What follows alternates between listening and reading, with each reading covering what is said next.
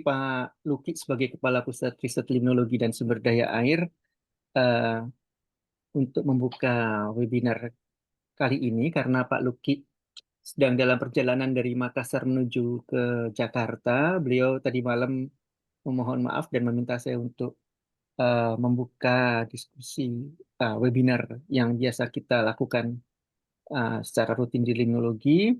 Dan saya mohon izin untuk membuka sebentar saja mungkin. Jadi webinar ini adalah webinar ke-10 ya, Bapak dan Ibu di Pusat Riset Limnologi dan Sumber Air BRIN pada tahun ini, dan saat ini uh, kita akan mendengarkan paparan dari bukan mahasiswa, postdoc yang dibimbing oleh Bu Awalina, uh, yaitu Dr. S.Si dengan judul, maaf sebentar, dengan judul Flushing Out Patients Waste, Case Study of Textile Wastewater Treatment Using Efficient Anaerobic-Aerobic Integrated Bioreactors. Ya, ini merupakan topik yang mungkin sebetulnya tidak mengenai apa namanya wastewater, textile wastewater ini sudah lama, sudah menjadi masalah, tapi mungkin metode atau teknologinya yang ditawarkan mungkin akan menarik untuk kita dengarkan bersama-sama karena menggunakan bioreactor mungkin. Saya tidak terlalu mengerti mengenai topik ini, mungkin nanti Bu Awalina bisa menerangkan lebih lanjut, tapi Pak Kapus tadi malam memesan buat kita semua sivitas limnologi untuk kemudian memperbanyak kolaborasi terutama menggunakan melalui jalur postdoc maupun DBR dan RA gitu untuk membantu riset kita dan uh, meningkatkan kualitas riset kita ke depan gitu. Karena seperti yang kita sudah tahu semua, sejak era BRIN kita sudah tidak bisa lagi dibantu oleh teknisi atau pembantu peneliti gitu, sehingga jalur yang harus kita tempuh menggunakan jalur-jalur yang sekarang ditawarkan oleh BRIN seperti bahwa kemarin DBR maupun postdoc ini. Jadi Pak Kapus tadi malam mengencourage Bapak dan Ibu untuk kemudian seperti halnya Bu Awalina sudah memulai dengan postdoc, tidak terbatas pada sivitas dari dalam negeri, tapi juga bisa dari luar negeri seperti Dr. Syakib ini yang dari India gitu ya. Kemudian mungkin pada kesempatan ini saya juga ingin menyambut Dr. Syakib atas kehadirannya di Pusat Riset Limnologi. I hope you can understand Indonesian because I will speak in Indonesian. Oke, ya karena ya tentunya ini akan juga mengembangkan jejaring riset kita dengan tidak terbatas sesama BRIN, tapi juga dengan perguruan tinggi dan juga luar negeri gitu ya. Saya sangat menghargai keputusan keinginan Dr. Syakib untuk melakukan riset di limnologi dan juga keputusan Bu Awalina untuk menerima Dr. Syakib. Semoga kehadiran Dr. Syakib di limnologi bisa meningkatkan kualitas riset kita dan juga membantu Pusat Riset Limnologi dalam mengembangkan riset-riset yang berkaitan dengan perairan darat ke depannya. Mungkin itu saja yang saya sampaikan. Saya mohon maaf apabila ada salah-salah kata atau yang tidak tepat saya sampaikan. Selanjutnya mungkin saya serahkan kepada Bu Awalina untuk melanjutkan webinar ini. Terima kasih. Assalamualaikum warahmatullahi wabarakatuh. Waalaikumsalam warahmatullahi wabarakatuh. Assalamualaikum warahmatullahi wabarakatuh. Thank you, Dr. Gunawan Pratama Yoga, for your kind opening. Good morning, everyone, and welcome to today's webinar on the 10 of webinar series in PRLSDA on the limnology, entitled with the Flushing out fashion waste, case study on the textile wastewater treatment using anaerobic and aerobic integrated bioreactors. My name is Awalina, and I will be your moderator. We have an expert speaker joining us today. That is Dr. 𝐥𝐤𝐬𝐭. He is a postdoctoral fellow on the research group of the Dynamic of Pollution and Ekoremediasi in Inland Water in Limnologi and Water Resources Research Center. He will share his insight on the topic centers on how integrated anaerobic and aerobic bioreactor can effectively treat textile wastewater, addressing pollution from the fashion industry while showcasing a sustainable, scalable solution for the water reuse and environmental protection. Before his presentation, I will read his curriculum vitae as following. Dr. 𝐥𝐤𝐬𝐭 is a passionate environmental researcher specializing in sustainable water and wastewater treatment technologies. He earned his PhD in chemical engineering in the cum laude status from the Bandung Institute of Technology Indonesia, where his research focused on the enhanced textile dyeing wastewater treatment and membrane fouling control using hybrid anaerobic membrane bioreactor system integrated with the downflow hanging sponge technology. He completed his master's degree in environmental science at the Institute of Environment and Sustainable Development, Banaras Hindu University in India, where he developed and optimized a novel conductive material-based electro-wetland system for anaerobic microbial oxidation of pollutants. Earlier, he obtained his bachelor in biology and chemistry from Mahatma Gandhi Kashi Vidyapith, India, gaining a solid foundation in biochemistry, toxicology, and pollution studies. Dr. 𝐥𝐤𝐬𝐭 has extensive research experience in membrane bioreactors, microbial electrochemical system, and sustainable wastewater management, contributing to the more than 10 international publications in Elsevier, Springer, and other reputable publishers.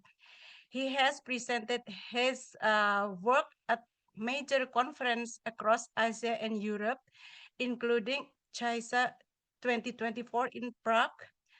His notable recognition include the Kurita Overseas Research Grant, Japan, 2023, Best Doctoral Graduate Award from ITB, and the Kurita Best Research Award in 2025. Currently, he affiliated with the BRIN PRLSDA Cibinong Indonesia, our research center. He continues to advance eco-innovative technologies for sustainable wastewater management and circular economy application. His current research topic deals with the development of membrane photobioreactor technology for treating palm oil meal effluent using Cyanobacteria spirulina platensis. This is a great experience for a young researcher. So let us listen to his presentation within next 30 minutes. After his presentation, we will have a question and answer session where you can ask your question. The audience may use the chat platform or raise your hand. To begin, please welcome to Dr. 𝐥𝐤𝐬𝐭, who will give us an overview of the topic. Dr. 𝐥𝐤𝐬𝐭, the floor is yours. Thank you so much, Dr. Awalina and Dr. Gunawan, for such a nice introduction of mine. It's a pleasure of me to present in this webinar series, and I hope that you're able to see my screen right now. Is it visible and I'm audible?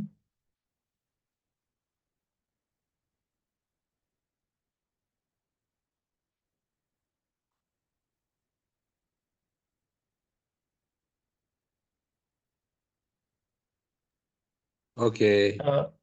Okay. So the today's topic for my presentation, as told by Awalina also and Dr. Gunawan, is on the topic flushing out fashion waste. That is a case study of textile wastewater treatment using efficient and low cost and cost-effective anaerobic-aerobic integrated bioreactor technology. This all work I done during my doctoral study in ITB, Institute of Technology, Bandung, and under the supervision of Professor Chandra Satyadi, Dr. Helen Julian, and Dr. Siharjati Suhardi, as well as along with my master student, Azhari Harha, also contributed in this study.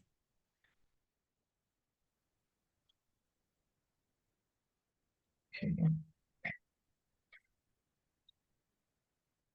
Moving ahead.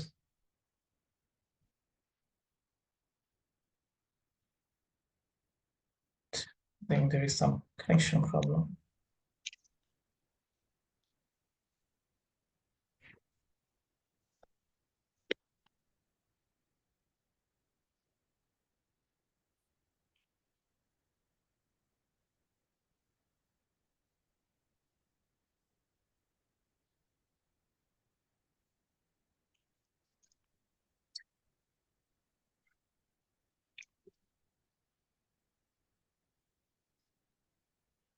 Okay, yeah. So moving ahead with the this is the overall presentation outline, introduction, brief introduction, material methodology that is used in the study, a detailed result and discussion, as well as conclusion and the future recommendation. Starting with the introduction, as we know that we all need textile products in our day-to-day life, and each and every year we produced 1 million tons of textile products throughout the globe and for our use. If we see the Indonesian perspective, alone in Indonesia, the textile growth rate by 2019 reached around 18.98%, which is going on. And the textile industry itself a driver for growth and economy, and it provides around the employment by 2018 to 3.6 million people alone in Indonesia itself, and much more on the global scale. But the problem with the textile industry is the extensive use of potable water, as well as the influence toward the aquatic environment pollution, because there are several processes that take place in the textile industry.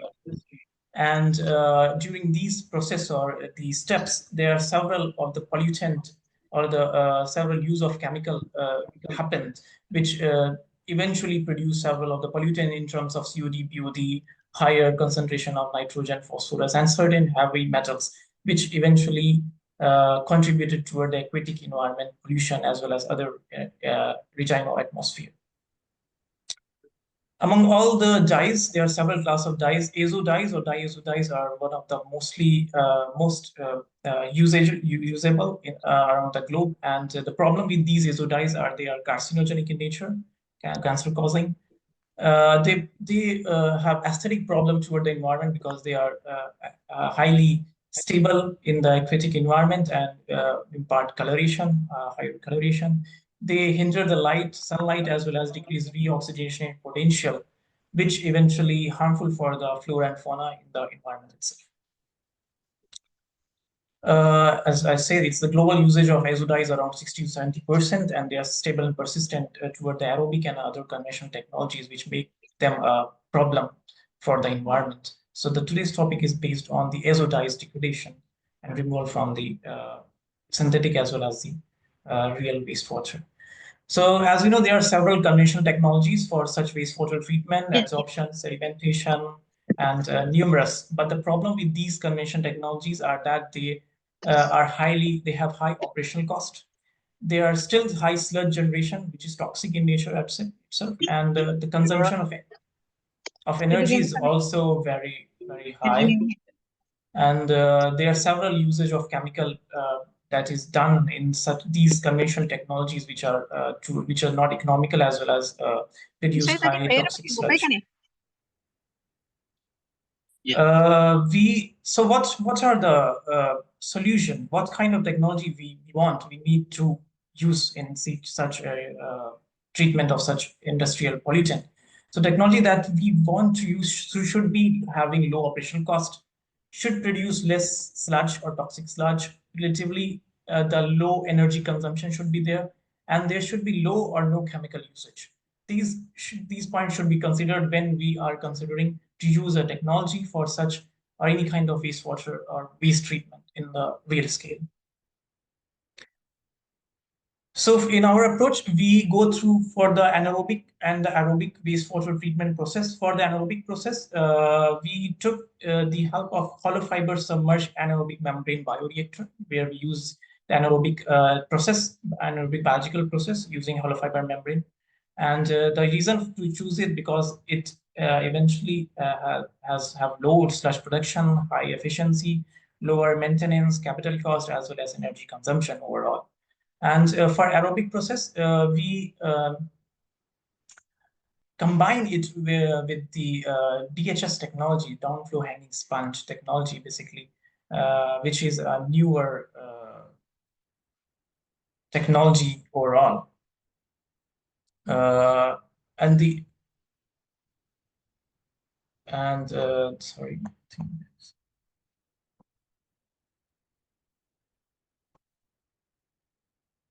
Okay.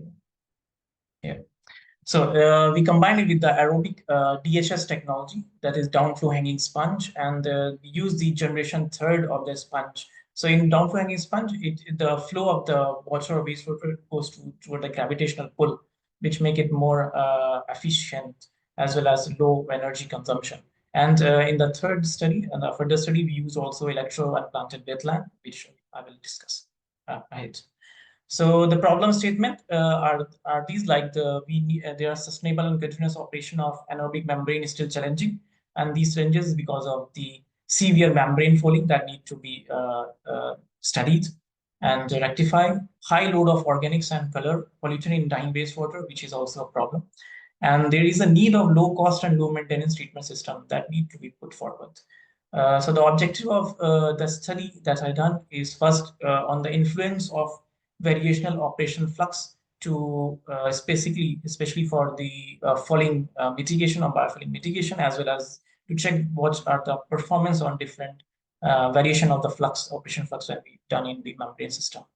Next is the effect of intermittent aeration to make the DHS column much more efficient on the perspective of cost and economy.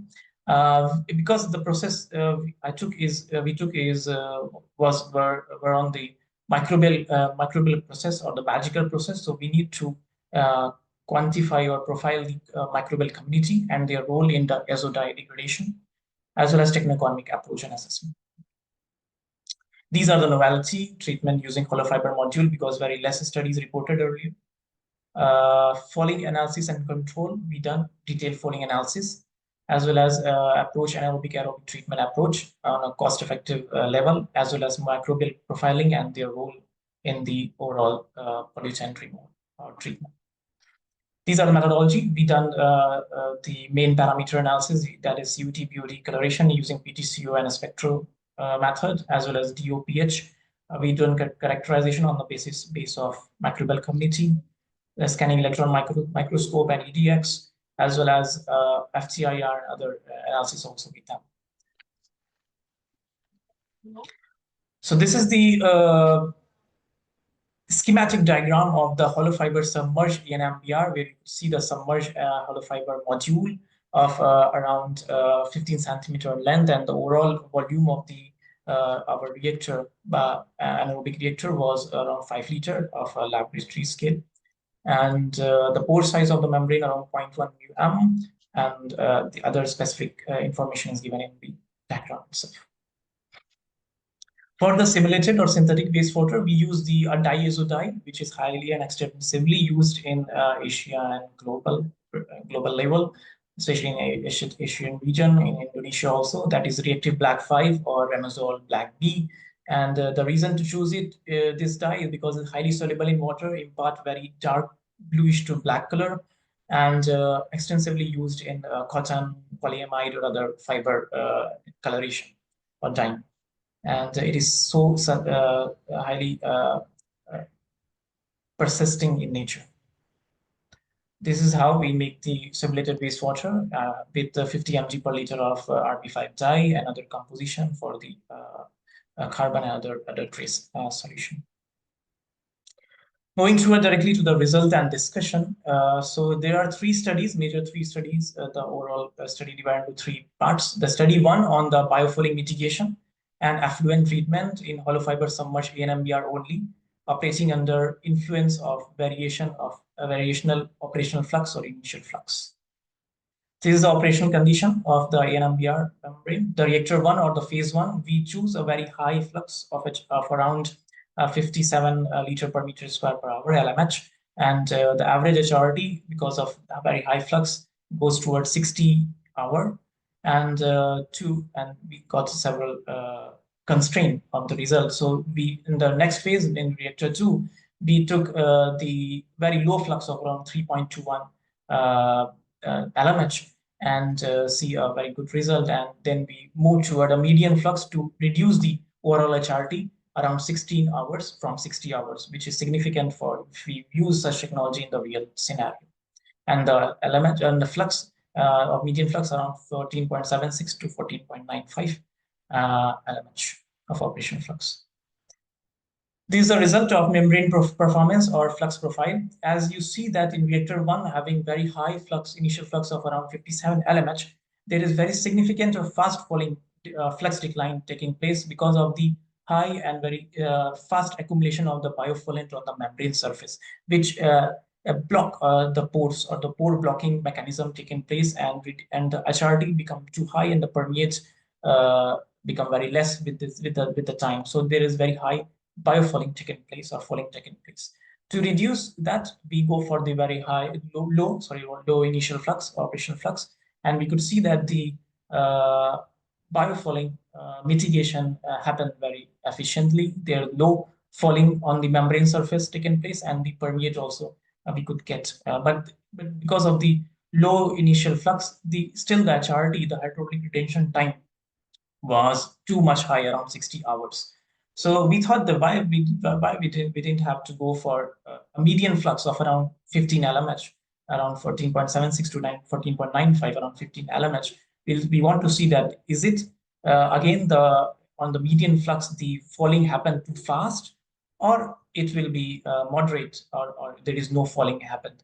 So as you see that around the flux profile parameter assessment of around 99 days of the study from the 117 days of the reactor 3 or the third phase, we could see that there is very low flux flux changes or flux decline taking place, and the permeate is also very good, the treatment performance is also very good, and there is no falling at all, and we didn't need to clean the membrane at all. So from this result, we could conclude that the membrane system, which works at a median flux, a median operational flux of around 15 LMH, could give a very better results in terms of falling mitigation. So stable flux throughout the operational period of around 15 LMH. We also want to check the concentration or the constituents of the biofouling or the fouling. What kind of foulant is there? Is a biofouling, a physical, a chemical foulant? What kind of foulant it is? Like if we done the semi-DX analysis of reactor 1 and reactor 2 membrane system after the operation. So this is the clean membrane. It's a pristine or clean membrane before the operation. There is nothing happened. There is a pore you could see on the membrane surface.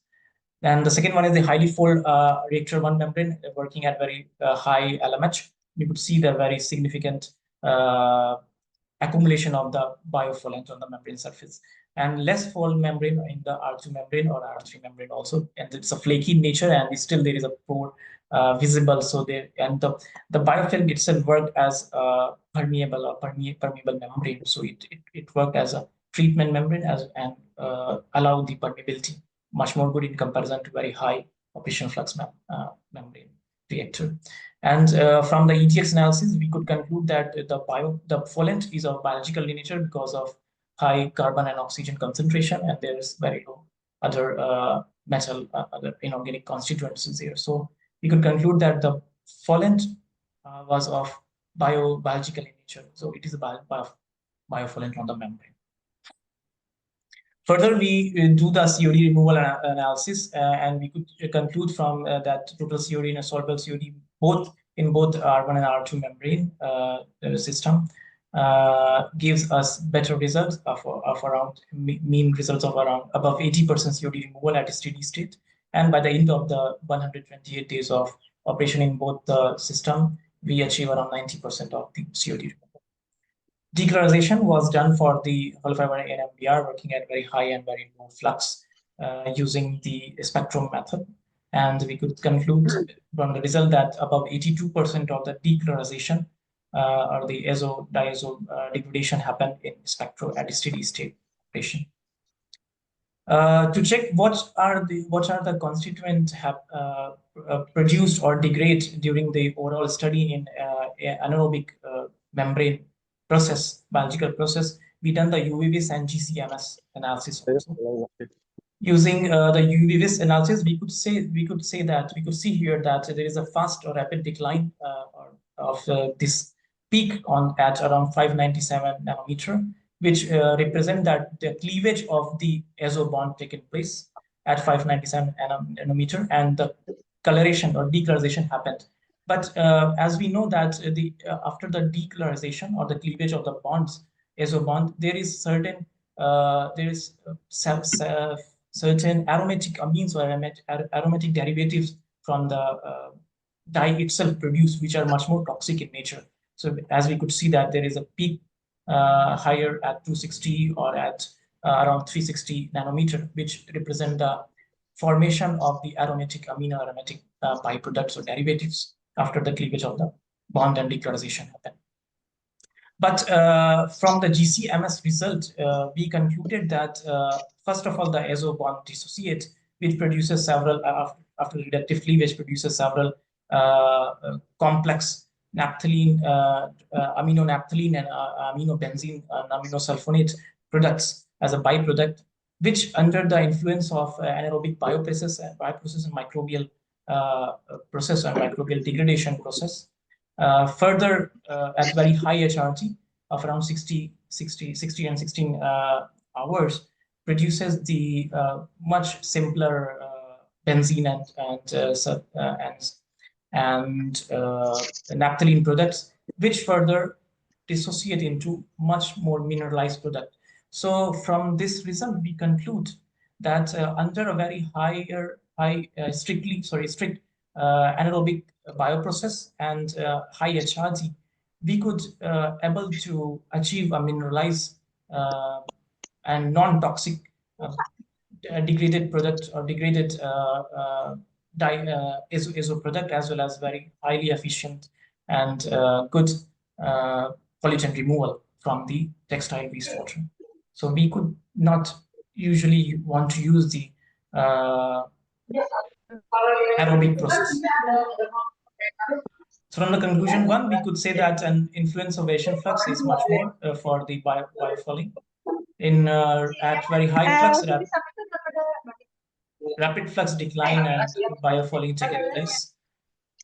Biofoulants are higher as having higher SMP and EPS concentration, and with carbon and oxygen percentage is much more higher, which make it biofoulant in nature, the foulants. In R2 and R3 membrane, working at low and moderate flux, no significant fouling taking place. And R3 with median flux giving higher filtration rate and much more results. For the total COD or soluble COD removal under the influence of variation flux, we achieve above 80% removal of the TCOD, but as well as the lower initial flux, prolonged stabilization period and efficient treatment taken place, and decolorization also we achieve around 82 and 76% in R1 and R2 membrane.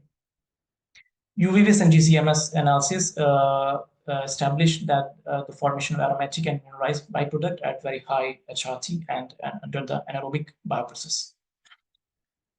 So moving toward the study 2, as we see that just using the anaerobic membrane, we need very high HRT.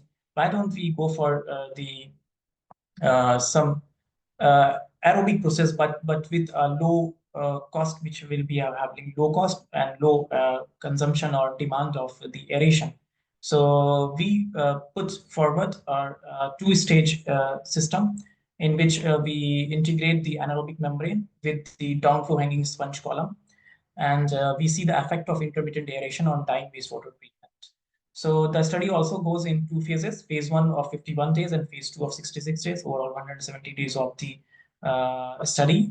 Average HRG was 16 hours, and initial flux, we took the moderate around 14.76 LMH.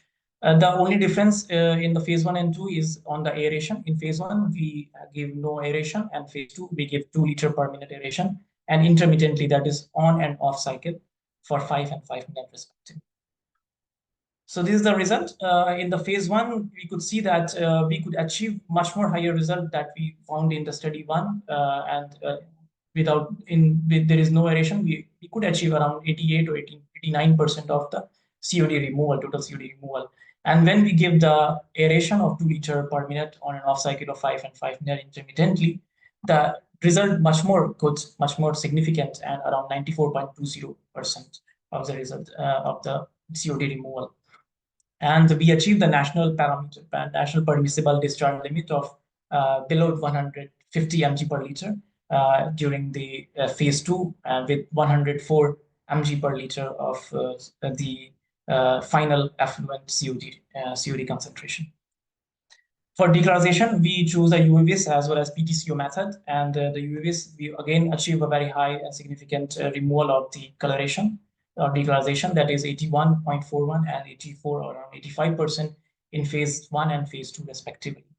And with the PTCO method, we could able to achieve by the end of the 117th day that under the influence of intermittent aeration below 200 mg per liter, 200 PTCO, that is coloration unit of the national permissible limit of Indonesia, with the result of 151 PTCO only. So the results are very good in terms of the overall performance under the influence of intermittent aeration in the integrated anaerobic membrane downflow hanging sponge column. Conclusively, we could say that effect of intermittent aeration is much more significant. The COD removal was above 94%. COD concentration was only 50.98 mg per liter, which is under the 150 mg per liter national discharge limit. PTCO concentration was around 151 PTCO or coloration unit, which is again under the national discharge limit. So this is the significant result we achieved with the integrated anaerobic-aerobic system. As I said earlier, that the overall this happened because of the biological process or bioprocess. So we need to quantify the microbial community profiling, as well as their role, how they are treating the textile based wastewater. So we done the microbial profiling. So this result is from the anaerobic membrane only during the first study of R1R2. The major phylum was the Firmicutes, and the major class, class was the Clostridia, and the major genera was again Clostridium. In inoculum, you could see there is no Clostridium at all, but in R1, with having high charge and the high flux is too much high, and as well as in the R2 also. So Clostridium contributed toward the overall dye and organic removal by hydrolyzing starch and producing or secreting the azo-reductase enzyme, which is responsible for the cleavage of azo bond and give us the decolorized product or the effluent. This result is from the microbial community from the integrated hollow fiber submerged NMBR DHS column. As we see that in the NMBR, there is a high abundance of anaerobic microbes. You could see like Clostridia, Peneliti, and others. But in the aerobic system, the shift of the microbial community toward the aerobic microbial community happened to take place. Even there is a Clostridium and other Ballerini class is still present there. But if you could compare that here, the aerobes are less, and here it exceeds. So the overall, we could say that after the initial degradation of the azo bond, when the our effluent come in the DHS column, downflow hanging sponge column, under the influence of intermittent aeration or even no aeration, there are presence of certain aerobic amine degrader or amine byproduct degraders like thiobacillus, FEP, and other, which further mineralize the and decolorize the wastewater that is coming from the anaerobic membrane, and give us the best result of 94% COD removal and above and under the BDC of around 151 coloration unit. So conclusively, we could say that the role of the microbial community, that presence of several azo-bond degrading species like Clostridium and aerobic microbes like sulfate-reducing bacteria, which are significant for the mineralizing of the intermediate. So from these two studies, overall, we could conclude that median operation flux having high pollutant removal and negligible falling and low cost for longer operation. For the DHS, act as a low cost, easy to set up post-treatment process after main treatment. And hollow fiber submerged NMBR integrated product gives us the best result under the intermittent aeration. And for the microbial species, Clostridium were the major dye degrader and supported by the sulfate-reducing bacteria as amine and amine byproduct degrader and dye or dye mineralization. So this is the last study, that is study 3, where we put another emerging technology, that is wetland or electroactive wetland. Instead of DHS, we remove DHS and put the EULAND that we call electroactive unplanted wetland column, as you see here, with our membrane system, which we used earlier also, and to see how it works. And we give it name MEM-EULAND, membrane EULAND. So we this is the approach. We choose the same anaerobic membrane, hollow fiber submerged membrane bioreactor, and here we choose the EULAND. So basically, electroactive wetland is a kind of constructed wetland where we use the any electroconductive media in our column, in our wetland column, which enhance the electron dumping and electron redox reaction. Basically, the reduction and oxidation potential will be increased, as well as there is certain electroactive bacteria present which enhance the electron transfer mechanism and enhance the total pollutant or the wastewater treatment. This is a schematic diagram. In the study goes in again 3 phases. This is the anaerobic membrane. This is the EULAND, electroactive unplanted wetland, in downflow and upflow regime. So the study divided into 3 phases. Upflow. First, we go for upflow integrated EULAND with ANMBR, then downflow for 61 days of operation period, and we use in these simulated wastewater with RB5, and phase 3 integrated with downflow and upflow, like a 3-stage column, 3-stage experiment, NMBR, downflow and upflow, respectively, with simulated as well as real wastewater. And then we didn't give any external aeration in this. There is no aeration given like DHS. So from the result from the phase 1 and 2, you could see this. We could able to achieve above 90%, above 95% of the overall COD degradation, and we achieve 104.37% of the mg per liter of the concentration of final effluent in our when we use the downflow EULAND. But oppositely, the upflow EULAND integrated with NMBR didn't work that much good in comparison to downflow regime of EULAND for the COD removal. But the result for the decolorization or the color removal with using PTCO method was opposite. You could see that in upflow EULAND integrated with NMBR, we achieve much more good decolorization and achieve 181 below 200 PTCO additional discharge limit. But DEULAND, that is downflow EULAND, gives much more high above the discharge limit. So conclusively, we could say that the downflow EULAND gives us more good organic removal, and upflow EULAND gives us more good decolorization. So we thought, why not we put in 3-stage system, and for the both, like for the overall treatment process, like removal of the overall pollutant, that is first NMBR work, and then effluent goes into DEULAND for the COD efficient COD removal, and whatever remaining decolorized RP5 or the simulated or real wastewater happen still in the effluent will be further decolorized and mineralized in the effluent ULANT. So this is the scanning electron microscope, same analysis. You could see that it is a clear membrane, and there is a very less or significantly no biofoulant or any foulant placed on the membrane surface. So we could say that again, under influence of median flux, there is no fouling happened. And activated sludge having the activated carbon. We in both ULANT, both electroactive and unplanted wetland, we use the activated carbon as our electroconductive medium. And there is you could see the flaky biofil, biofil present on the membrane, activated carbon surface, which act as a treatment surface for the microbial activity of bioprocess. Membrane performance, as you see, very fastly the membrane stabilizes itself, and there is no significant fouling after 176 hours of the performance.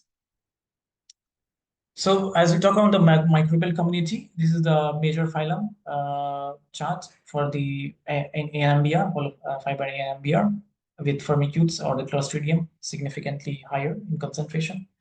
This is a microbial community on the genus level, and we could see that ANMBR, ULANT, as well as GULANT have significantly high Clostridium species, as well as there is Solidosulfovibrio or other sulfate-reducing bacteria also higher in concentration, which act as dimineralizers. In the study, as we are seeing that we use the electroactive wetland, so there should be presence of electroactive bacteria which have potential to conduct to conduct the electron through their surface or cytochrome, or like direct electron exoelectron transmission or mediated exoelectron transmission taking place. So these all are this core diagram showing all the significant electrogenic or electroactive bacterial species in our EULANT system, with the major species present in the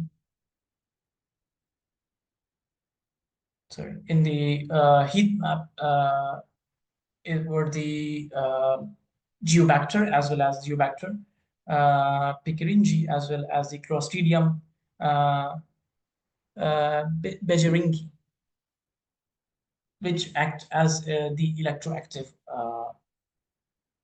or electrogenic species or microbial species. We also check our result from the third party, that is Superfinto, and we conclude our result as same as in the for BOT, COD, as well as color and other parameter removal from our experimental system. You can see here, this is from the influent and effluent from the hollow fiber ANMBR, ULANT and DULANT system. It's very colorized for simulated wastewater. In a flow regime, it's much more decolorized. In downflow, there is still a bit color present. This study for the phase 1 and phase 2. Now, in phase 3, we went for the 3-stage system, that is ANMBR, downflow, and then upflow system for overall performance enhancer. And the study goes for 35 days, and we could achieve from the very first day above 90% of the COD removal, as well as the PTCO also under the permissible limit. And with the 3-stage system, we could achieve TCOD of above 95.29% removal of total COD, and the PTCO was decreased to 58.88 color unit of our PTCO, which is much more lesser than the national discharge limit of 200 PTCO. So it gives the 3-stage system gives us the significantly much more better results. We also want to check our 3-stage system with a real wastewater. We done 6 cycles of the treatment, and we also achieved within these 3 cycles, the 6 cycles of the treatment, around 65% of the COD removal, as well as the PTCO again under the national discharge limit of around 118.3 PTCO coloration unit.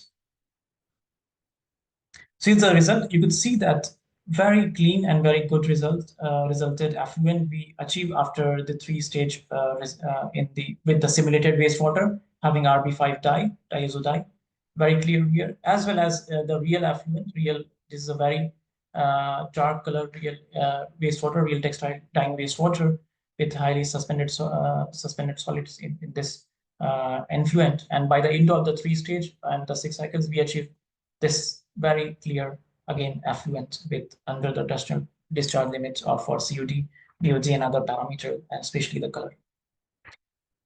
We proposed a possible treatment mechanism in which under the anaerobic condition, organic compound that is COD degraded by the anaerobic microbes and further release carbon dioxide, electron, and hydrogen, proton. And in the anaerobic system, we achieve around 55 to 60% of the COD and color removal, which further this effluent from the NMBR goes in the EULAND, where the short circuit method of the electron transfer taken place under the influence of several geobacteria and Clostridium beijerinckii and other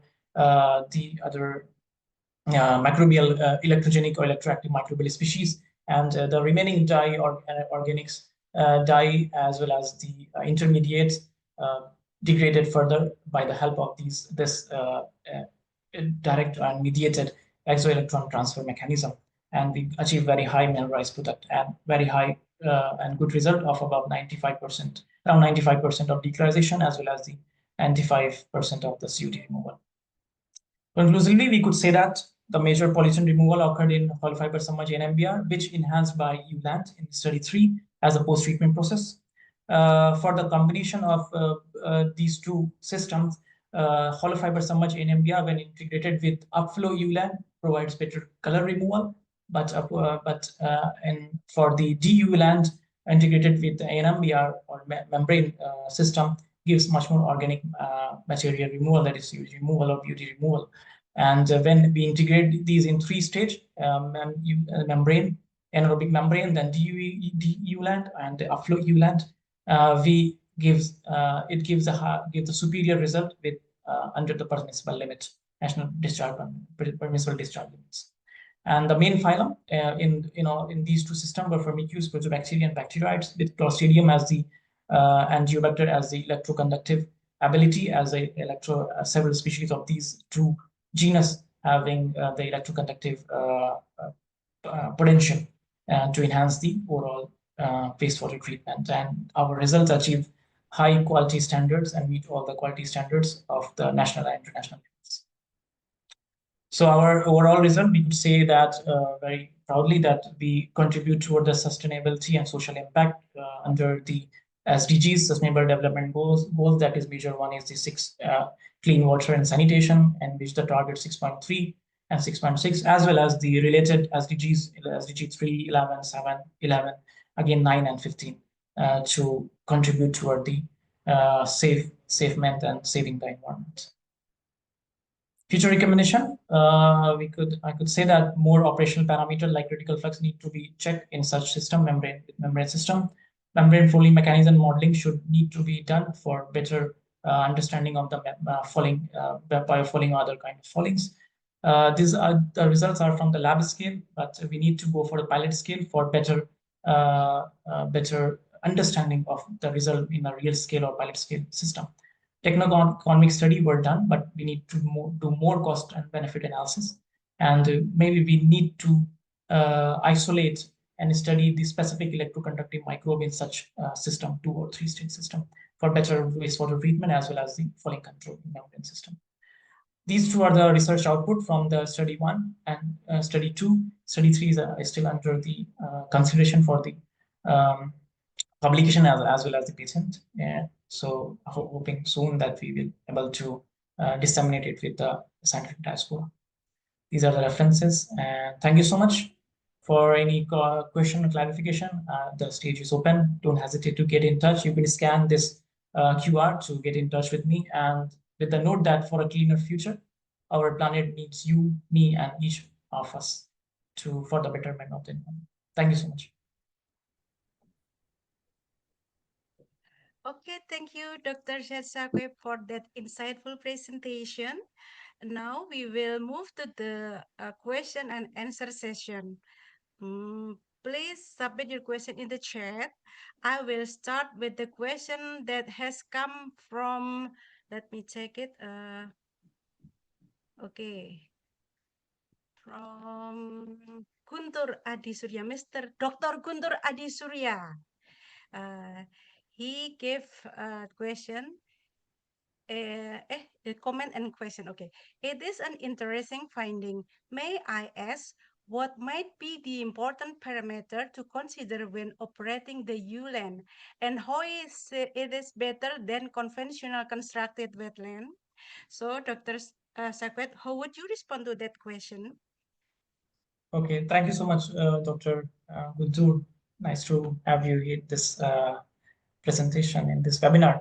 So yeah, so the mechanism of the EU land or electroconductive wetland is much more on the redox, to enhance the redox capability of the conventional wetland with non-conductive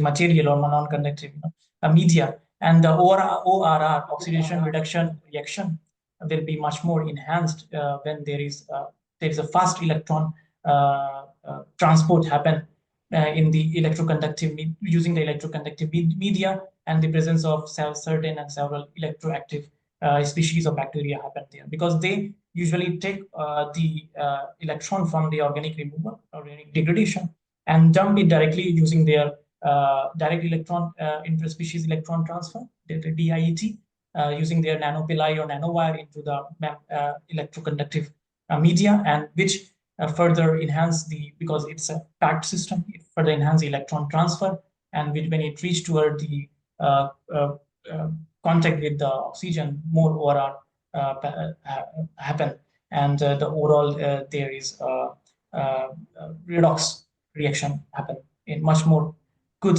or conveniently in comparison to conventional CW. That's how the electroactive conductive wetland much more good. Okay. Thank you for your answer, Dr. I hope that it No. answered. Oh yeah. Is there any further question, Dr. Guntur Adi Surya? Okay. Okay, thank you. So next we move to the question from Dana, Dr. Dana, okay? She asked Dr. Shed about this. Dr. Shed, pardon if I missed the info. For the DHH, what is the measure of sponge you used? Does your reactors has optimum lifespan? And how you maintain the reactors so it keep clean and works properly? Thank you. Oh, so much Okay, question. thank you so much. Okay. Please, Dr. Shed, answer her question. Thank you so much, Ms. Dina.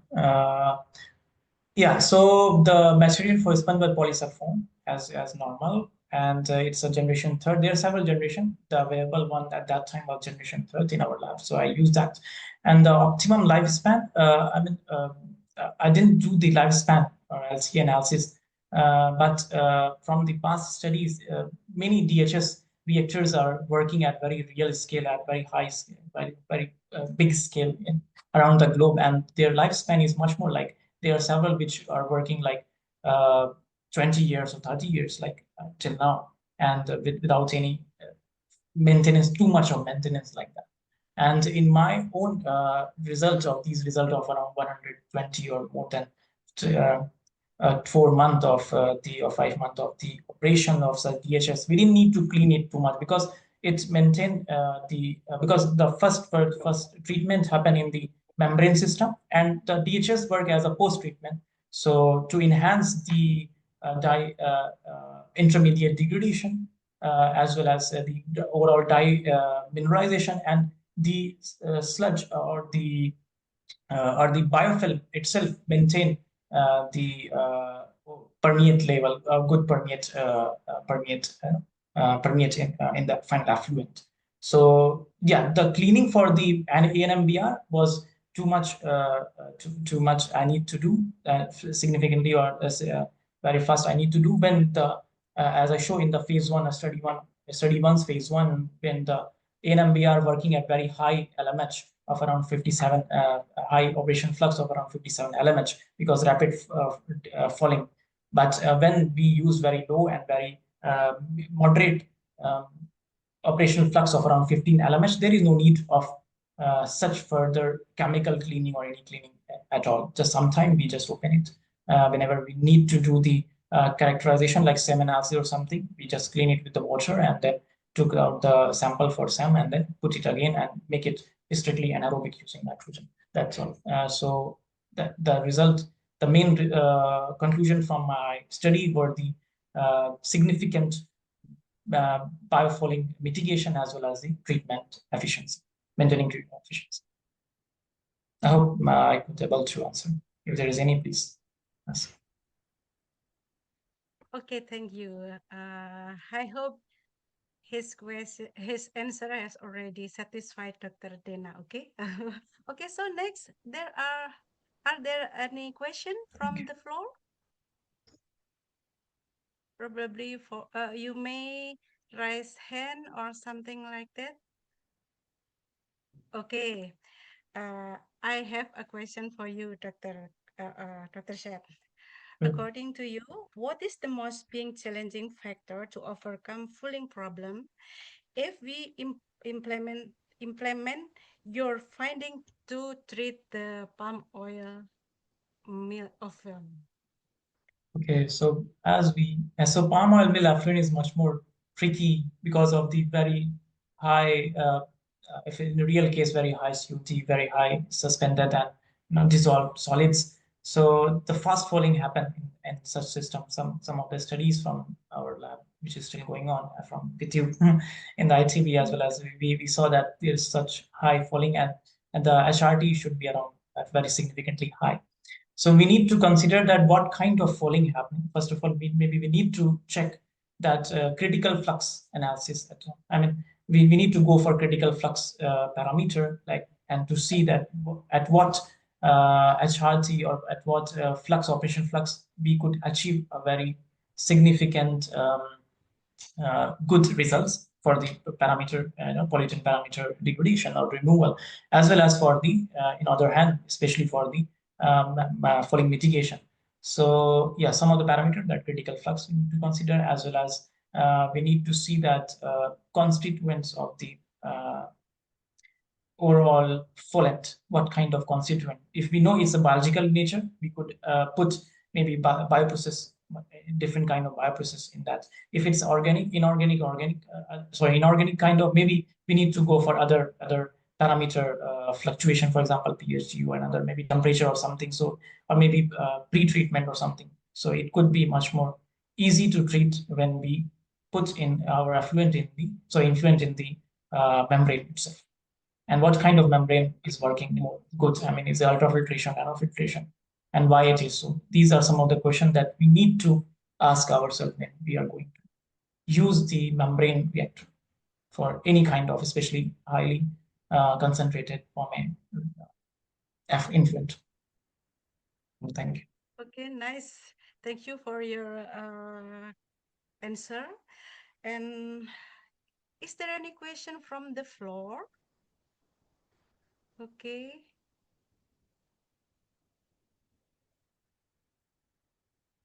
Okay, while we wait for other question from the floor, I may ask you, I might give you one question more. Sure. Do you have any suggestion how to enhance a COD removal that sometimes become the hindrance when we implement the membrane photopearl? Do you have any suggestion of that on that? COG removal itself, because yeah, for if we talk about POME also because membrane, the COD removal is because of the because in the membrane bioprocess there is a, it's, as we said, it's bioprocess, right? So there is a clash between several kind of microbes itself. So we need to see that that's why the quantification of microbial profiling is much more important. When we know that what kind of microbes itself like present before the treatment in like in sludge and what happened inside the reactor, we could clear out the process itself. Like we could propose a mechanism like these are the like the stage 1, for example, is very good result we got, and with the further time the result decreased. Maybe when we check the microbial community, we could able to see that what microbes are there, what are the bioprocesses are there, what are the other factors which influencing them, like maybe temperature, maybe pH, or maybe DO, or anything like this. So we could control it and enhance the concentration of those microbes which are much more good for the organic removal and compete. And in those provided scenario, they compete with other microbes much more efficiently. That's how we could maybe we could able to achieve much more good result. So there are several, and yeah, of course, the membrane itself, which kind of membrane, what kind of biofilm producing on the membrane itself, and what are the biofouling and how much biofouling there. It's like this. So we need to consider the microbe much more prominently. Yeah. Yes, I agree with it. So thank you, Dr. Said, for a fantastic discussion. I would like to summarize the key takeaway for today's presentation delivered by you. And this case study explores how integrated anaerobic-aerobic bioreactors can effectively treat the wastewater from the fashion and textile industry, which is notorious for the releasing high loads of dyes, chemical, and organic pollutants. The anaerobic stage break down the complex compounds and reduce color and the chemical oxygen demand, COD, while the aerobic stage remove the residual organic nitrogen and phosphorus. Together, they offer a high efficiency, low sludge solution that supports water reuse and also environmental sustainability. The system demonstrates the strong potential for circular economy integration, enabling treated water to be reused in textile operation and the byproducts to be devalorized. It is also aligned with the SDGs and can inform policy frameworks, eco-certification standards, and industrial wastewater strategies, especially in textile hub like West Java. And before we end our webinar, please let me say thank you to everyone who joined us today and asked such thoughtful questions. We will sending out our recording to the webinar to our requisition if needed. And we hope to see you at our next event. Because Pak Yoga also have other webinars. So I will also in charge of him to close this webinar. Okay, everyone. We hope to see you at our next event. Have a great day. Wassalamualaikum warahmatullahi